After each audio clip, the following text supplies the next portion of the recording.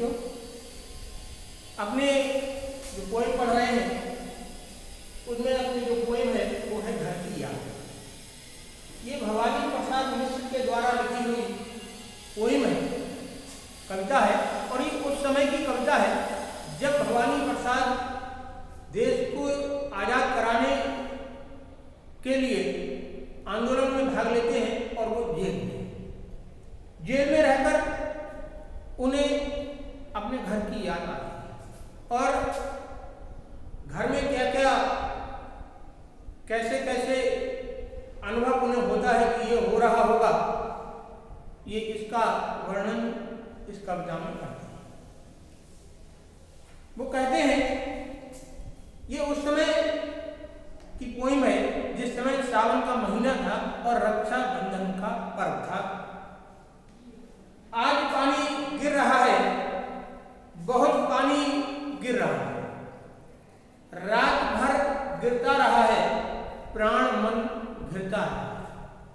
कवि कहते हैं कि आज पानी गिर रहा है, यानी कि बहुत बरसात हो रही है, बहुत पानी गिर रहा है, क्योंकि सावन और भादों में जब बारिश होती है तो बहुत बारिश होती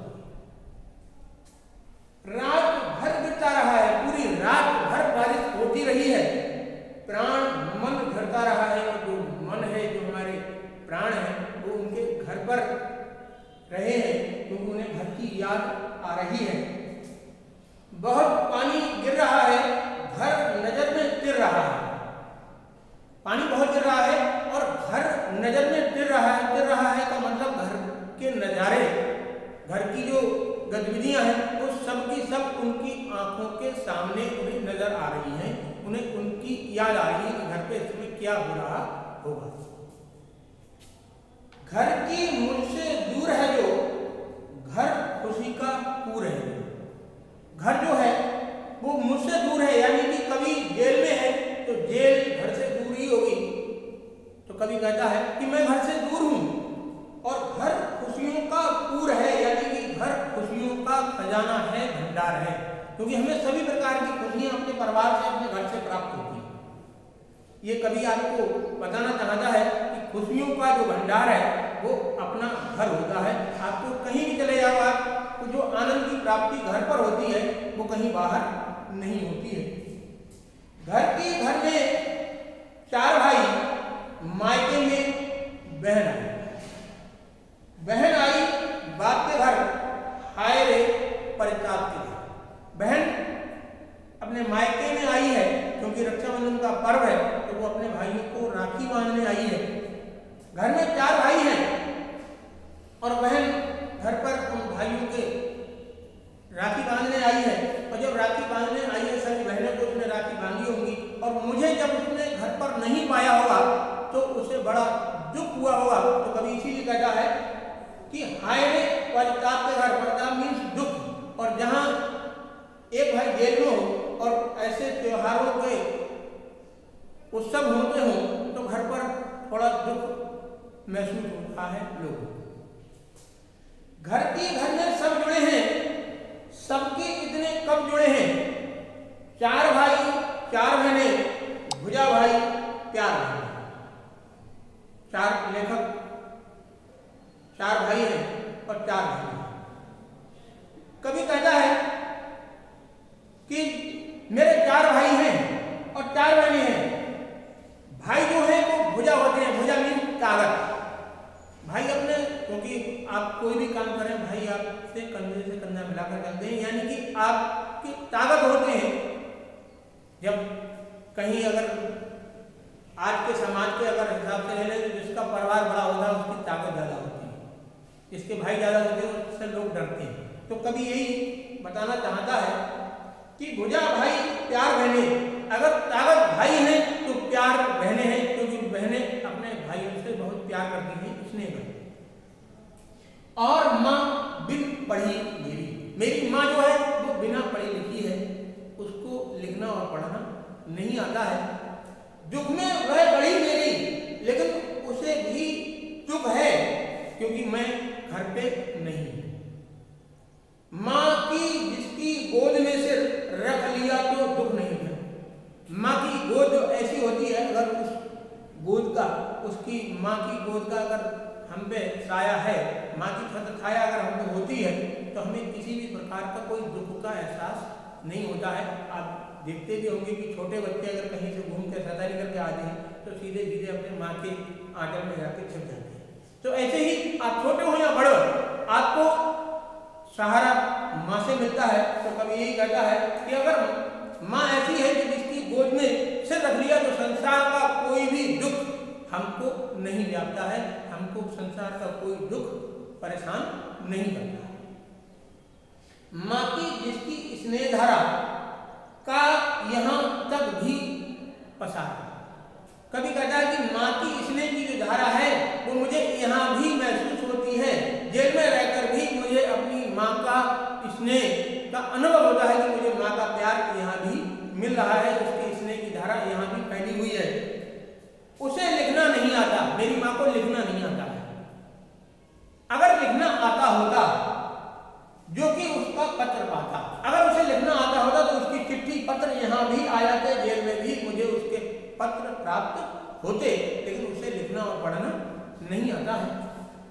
पिताजी जिनको बुढ़ापा एक क्षण भी नहीं जाता, पिताजी है तो बूढ़े, लेकिन उनको बुढ़ापा बिल्कुल नहीं व्यापता है, वो अपने आप को बूढ़ा नहीं समझते हैं।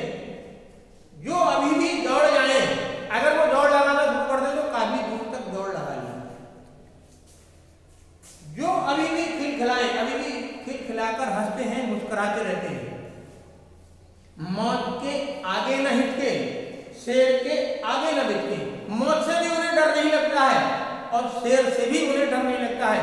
शेर जंगली प्राणी होता है, लेकिन यहाँ शेर से है, किसी भी कठिन से कठिन समस्या भी उन्हें परेशान नहीं करती। चाहे कितनी भी कठिन समस्या क्यों ना आ जाए, वो उससे डरते नहीं है, उसका सामना करते हैं, उसका मुकाबला करते हैं। बोल में बादल गरजता, काम में झंझा लड़ता। बोल उनकी जो आवाज है वो इतनी कड़कदार है कि अगर जब वो बोलते हैं तो आज भी उनकी आवाज में वही भारी भरकम दम है जो जवानी में हुआ करता था। और काम में झंझा लजटता, अगर कोई काम इस ढंग से करते हैं कि काम में कहीं भी कोई गलती ना रह जाए, कोई व्यक्ति कुछ कहना पाए कि आपके काम में ये त्रुटि है, गलती है। जो भी काम करते हैं बड़े अच्छे ढंग से करते हैं।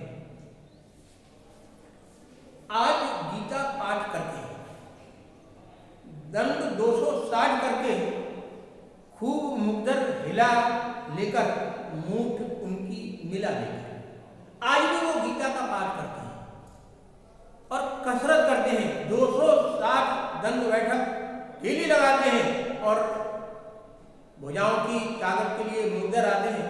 उन मुग्धरों को खूब अच्छे ढंग से उनसे वर्जिश करते हैं, उनसे कसरत करते हैं। और फिर जबकि नीचे आए होंगे, नैन जल से छाए होंगे, हाय पानी गिर रहा है, घर नजर में गिर रहा है। कभी कहता है कि जब वो नीचे आए होंगे, यानी कि उनके कसरत करने का जो स्थान है, जो रूम है, वो घर के ऊपर है, जो मंजिले पर है। जब वो नीचे आए होंगे तो उन्होंने घर में सबको देखा होगा, तो उनकी आंखों में आंसू आए होंगे। क्यों? क्योंकि मैं उन्हें नीचे दिखाई नहीं दिया हूँगा। तो हाय पानी गिर रहा है, घर नजर में गिर रहा है, पानी खूब जोर से गिर रहा है और घर के जितने नज़ारे हैं, घर में जो गतिविधियां हैं, वो मेरी नज़रों के सामने हैं। मुझे ऐसा एहसास हो रहा है। कभी ये कहता है, फिर कभी कह रहा है, चार भाई चार बहनें, भुजा भाई प्यार बहनें, खेलते या खड़े होंगे, नजर उनको पड़े होंगे। कभी कहता है कि चार भाई हैं, चार बहनें हैं, भुजा यानी कि फिर कभी ये बताना चाहता है कि अगर भाइयों की कोई ताकत है तो उसके भाई है, और प्यार है तो बहन है। खेलते या खड़े होंगे, घर में चार भाई चार बहनें उन्हें खेलते या खड़े हुए दिखाई दिए होंगे, नजर उनको पड़े होंगे, उनकी नजर में पड़े होंगे, उनके सामने होंगे।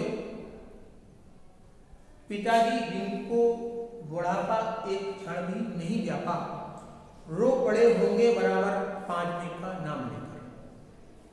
पिताजी जिनको बुढ़ापा एक क्षण भी आज तक नहीं व्यापा है, रो पड़े होंगे, उनकी आंखों से आंसू निकल पड़े होंगे पांचवें का नाम लेकर, क्योंकि 4 भाई 1 बहन और त्योहार का मौसम है, क्योंकि रक्षाबंधन का पर्व है, तो मेरा नाम लेकर वो रो पड़े होंगे कि आज भवानी घर पर नहीं है, ऐसा कहकर उनकी आंखों से भी आंसू निकल पड़े होंगे। 5वां, मैं हूं अभागा, मैं बड़ा अभागा हूं। क्यों? क्योंकि मैं घर पर नहीं हूं त्योहार पर। जिस पर सोने पर सुहागा, सोने पर सुहागा यह है कि घर वाले मुझे उन सब भाइयों से अच्छा समझते हैं। पिताजी कहते रहे हैं, प्यार में बहते रहे हैं, पिताजी मुझको उन भाइयों से श्रेष्ठ समझते हैं, अच्छा समझते हैं। आज उनके स्वर्ण बेटे, उनके सोने जैसे बेटे घर पर हैं, लगे होंगे उन्हें हेटे, उन्हें आज वो हीन या गौड़ नजर आ रहे होंगे, क्योंकि मैं घर पर नहीं हूं, मुझे वो उन भाइयों में सबसे अच्छा समझते हैं, क्योंकि मैं उन पर सुहागा बंधा बैठा हूं अभागा। क्यों? क्योंकि सोने पर सुहागा यानी कि उन सब में श्रेष्ठ वो मुझे समझते हैं और मैं आज घर पर मौजूद नहीं हूं, इसलिए वो जो मेरे और भाई घर पर हैं वो उन्हें हीन नजर आ रहे होंगे, गौड़ नजर आ रहे होंगे। और माँ ने कहा होगा, दुख कितना बहा होगा, आंख में किस लिए पानी, वहां अच्छा है भवानी।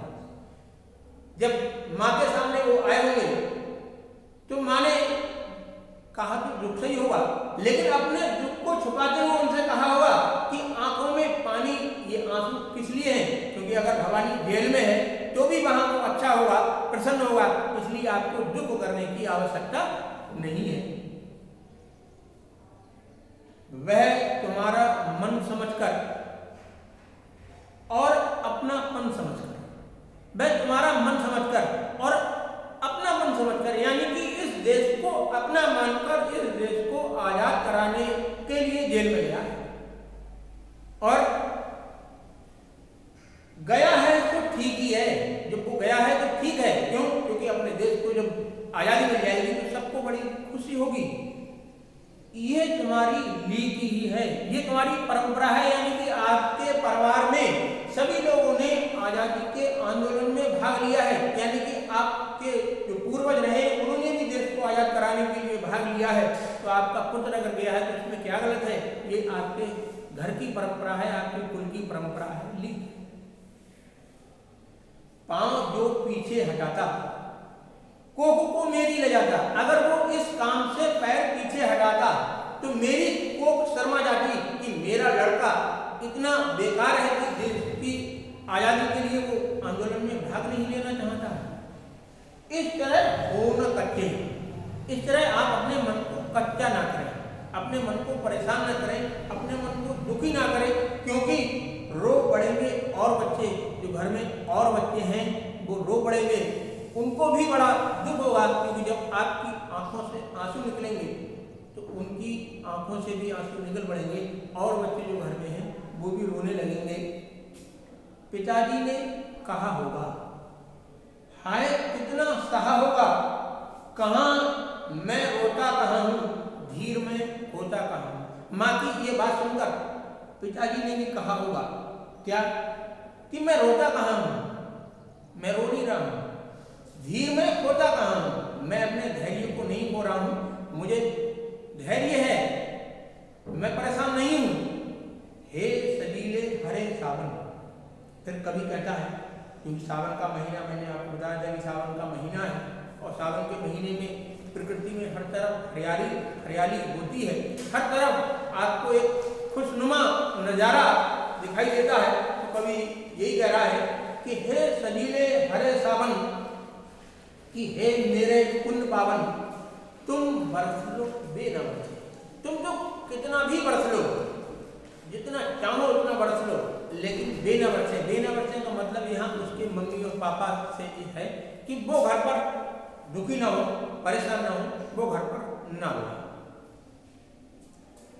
मैं मजे में हूँ सही है, मैं यहाँ मजे में हूँ, बड़ा प्रसन्न हूँ, बड़ा खुश हूँ, घर में नहीं हूँ, बस यही है। सिर्फ कमी यही है कि मैं घर में नहीं हूँ, किंतु ये बस बड़ा बस है, इसी बस से सब ग्रस्त है। मैं घर में नहीं हूँ, सबसे लोगों को यही कमी खल रही है कि आज मैं घर में नहीं हूँ, किंतु ये सबसे बड़ा काम है कि मैं घर में नहीं हूँ। क्यों मैं घर में क्यों नहीं हूँ? कि मैं देश को आज़ाद कराने के लिए मैंने आंदोलन में भाग लिया है। इसी से सब ग्रस्त है, यानी कि इस बात को सुनकर किसी को किसी भी प्रकार का कोई दुख नहीं होता है। क्यों? क्योंकि मैं किसी गलत काम में जेल में नहीं गया हूँ, मैं अच्छे काम के लिए जेल में गया हूँ। किंतु उनसे यह न कहना, कभी फिर कह रहा है सावन से कि उन्हें देते धीर रहना, उन्हें धीर देते रहना, उन्हें विश्वास दिलाते रहना, उनको धैर्य दिलाते रहना। उन्हें कहना लिख रहा हूँ, उन्हें कहना पढ़ रहा हूँ। मैं जेल में अपनी कविताएं लिख भी रहा हूँ और पढ़ भी रहा हूँ, क्योंकि कवि है तो कवि का काम क्या होता है? कविताएं लिखना और उनको पढ़ना, उनका वाचन करना। काम करता हूँ कि कहना, काम भी करता हूँ, नाम करता हूँ कि कहना, और नाम भी करता हूँ, क्योंकि मेरे यहाँ जेल में रहने से उनके नाम में कोई कमी नहीं आ रही है। चाहते हैं लोग कहना, मत करो कुछ शोक कहना। उनसे ये जाके घर पे मेरे ये सूचना दे देना कि किसी भी प्रकार का शोक ना करें, किसी भी प्रकार का दुख ना करें। क्यों? क्योंकि कभी नाम भी कर रहा है, कभी कोई ऐसा काम नहीं कर रहा है जिससे उनकी शान को बट्टा लगे, उनकी शान पे धब्बा लगे। और कहना मस्त हूं मैं, कहना मैं यहाँ बड़ा मस्त हूँ। मस्त मौला जो हमेशा प्रसन्न रहते हैं, तो कभी यही कह रहा है कि मैं यहाँ मस्त हूँ, काटने में व्यस्त हूँ मैं। जिस समय कैदी जेल में होते हैं उनको कोई ना कोई काम दिए जाते हैं, तो कवि को जो काम मिला है वो है चरखा काटने का, सूत काटने का। तो कवि यही कह रहा है कि काटने में व्यस्त हूँ मैं, वजन 70 सेर मेरा। 70 सेर मीन्स 70 किलो का वजन है, वजन में भी कोई कमी नहीं आई। और भोजन ढेर मेरा, और ढेर सारा भोजन भी कर लेता हूँ, खूब खाना खाता हूँ, कोई कष्ट नहीं है मुझे जेल में। कूदता हूँ, खेलता हूँ, दुख डटकर खेलता हूँ। कूदता भी हूँ, खेलता भी हूँ, और दुखों को डटकर खेलता हूँ, यानी कि दुखों को भगा लेता हूँ। मुझ पर दुखों का कोई एहसास नहीं होता है। मुझे दुख ऐसे लगते हैं कि मुझे दुख कुछ है ही नहीं, मुझे सुख ही सुख है। और कहना मस्त हूँ मैं, यूं ना कहना अस्त हूँ मैं। उनसे घर पर जाके कहना मैं मस्त हूँ, और ये मत कह लेना कि मैं अस्त हूँ, यानी कि परेशान हूँ। हाय रे ऐसा ना कहना। अब कभी उस बारिश के मौसम से कहता है कि मेरे घर पर जाकर यह सूचना मत देना कि है कि जो जैसा वैसा कहना, वैसा न कहना। यहाँ जैसा हो रहा है वैसा मत कहना। क्यों? क्योंकि जब आज़ादी के आंदोलन करने वाले जेल जाते थे तो अंग्रेज के अधिकारी बड़ा परेशान करते थे, बड़ी यातनाएं देते थे। तो कभी यही कह रहा है कि मेरे घर पर जाकर जो जैसा मेरे साथ हो रहा है वैसा मत कह देना। कहना देना जागता हूँ, आदमी से भागता हूँ, रात भर जागता हूँ, और जो आदमी से भागता हूँ तो मतलब जो जेल में कारिंदे हैं, जो जेल के सिपाही हैं, उनसे डर लगता है मुझे। ऐसा मेरे घर पर सूचना मत देना। कहना देना मौन हूँ मैं, खुद न समझू कौन हूँ मैं। ये भी मेरे घर पर जाकर मत कहना कि मैं मौन रहता हूँ, शांत रहता हूँ, और अपने आप को भूल गया हूँ, अपनी पहचान भूल गया हूँ। ऐसी खबर मेरे घर पर मत देना। ऐसा कभी कहता है। देखना कुछ बकना देना, कुछ ऐसा वैसा मत देना कि मुझे जेल में परेशानी हो रही है, मुझे जेल में बड़ा कष्ट है, मैं जेल में बहुत परेशान हूँ। ऐसी कोई भी बात मेरे घर पर जाकर मत कहना। उन्हें कोई शक न देना, उन्हें किसी भी प्रकार का कोई शक न हो, कोई शंका न हो कि मैं जेल में परेशान हूँ, मुझे जेल में कुछ कष्ट हो रहे हैं या मुझे जेल में कष्ट मिलते हैं। हे सजीले हरे सावन, हे कि मेरे पुण्य पावन, तुम बरस लो बेना बरसे, पांचवे को बेना दरसे। कभी फिर सावन के मौसम में बारिश से कहता है, सावन को इंगित करके कहता है कि हे सावन, तुम जितना चाहो उतना बरस लो। हे मेरे पुण्य, क्योंकि सावन के महीने में बड़े त्योहार होते हैं, इसलिए पुण्य सावन कहा गया है कि तुम जितना चाहो उतना बरस लो, लेकिन मेरे घर पर जो मेरे मम्मी पापा हैं, मेरे भाई बहन हैं, वो न बरसे, यानी कि उनकी आंखों से आंसू ना गिरे। तुम चाहे जितना बरस लो, लेकिन मेरे परिवार के किसी भी सदस्य के आंसू न गिरे और मुझको वो न दर्शे, यानी कि उन लोगों को मेरी याद न आए। ऐसा कभी इस पोइम में कहता है। इस पोइम के क्वेश्चन आंसर मैं आपको भेज दूंगा, और अगर किसी बच्चे को कोई समझ में कहीं डाउट हो, कोई नहीं आई हो, तो मेरे फ़ोन नंबर पर संपर्क कर सकता है। इसके क्वेश्चन आंसर मैं आपको भेज दूँगा।